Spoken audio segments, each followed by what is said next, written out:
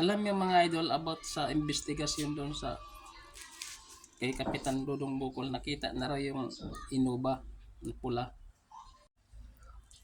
Ang problema, kung nakita na nila rin yung plate, bakit ayaw nila imbestigahan yung Innova kung sinong may-ari doon? Kasi ang may nagsasabi, pa-process pa raw. Parang nakakatawa na yan mga idol. Ano yan, pa-process? Pera, pa-process. Kung akong kamag-anak yan mga idol ng ganyan, ipatulpo ko na lang yung mga idol para mabilis. Kasi pag tatagal yan habang ano yan, kung matira yung nag-utos niyan, matatapala lang din pera yung ano dyan. Sa totoo lang. Kasi may lumitaw na naman ngayon na nakakapanginig ng laman mga idol eh. Kasi daw yung nag-utos, si Sara Duterte daw mga idol. Magkano na naman kayang binayad doon mga idol, yung nagsasalita nga. Mga Duterte daw yung nag-utos nga nagpapatay kay Dudong Bukol. Si Sara daw, sabi nung may umano na naman ngayon sa Facebook. Ito yung mga idol.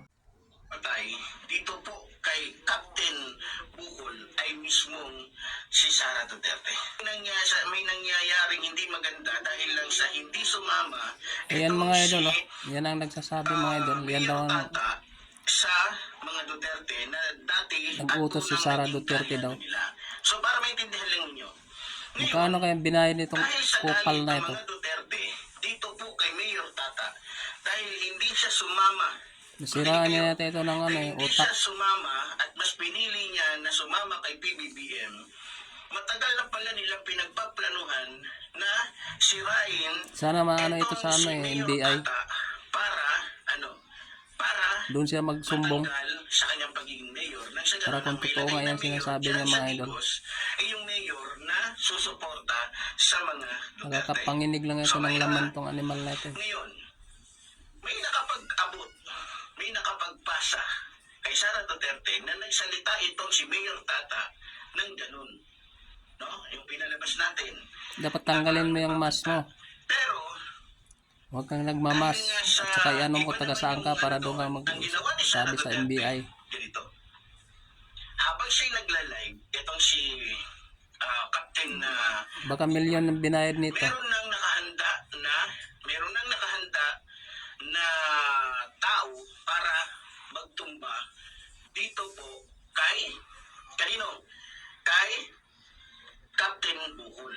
Meron nang isang grupo na magtatrabaho para nang sa ganun, pag napatay itong si Bukol, ang pagkamatay ni Kapitan Bukol, i-charge ito dito kay Mayor Tata. No? At doon sa iba pang mga hindi ng ano na ito. nabanggit niya na kung tagalusong ka na lang ano, magpakita ka na lang, magkita ka na tayo kung totoo yan sinasabi mo. Ang totoo po na nagpapatay dito po kay Captain Bukol ay galing gumawa ng kwento. Si Sara Duterte. Kasabot dito itong Vice Governor maging yung Mayor.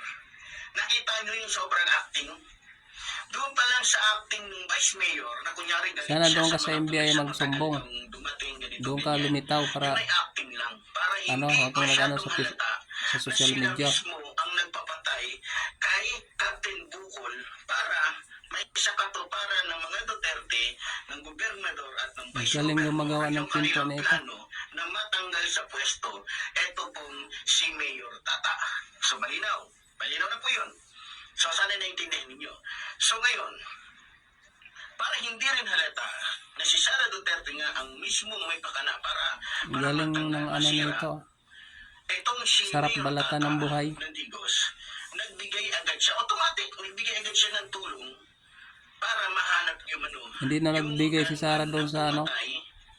Yung pumatay, mga Duterte tulong sa trahedya sa Cebu. Kay Captain Bukol. Di niya nakita yung so, pila-pila yung mga tulong doon nga ano, sasakyan na hinahatid sa Cebu. 1 milyon bulag yata itong tao na itong mga idol eh. Samantalang yung mga namatay doon sa bugo, sa Ang Lindo, galing magsalita. doon sa baha, doon Ang sa kasinungalingan. Talisay City ng Cebu. May pisong duling wala siyang binigay. Samantalang kalunus din Galing naman magkwento nito. Hindi mo ba nakita yung mga truck na ano? mga kababayan doon. Hindi Tinulong hindi doon ba ng mga naisip? Duterte. Isa lang namatay, si Captain ng Digos. Samantalang ang daming namatay. Halos 90 yata yung namatay doon sa Talisay. Sa Galing gumagawa ng kwento itong baha. Maging doon sa pinayupak na Lindo, ito. sa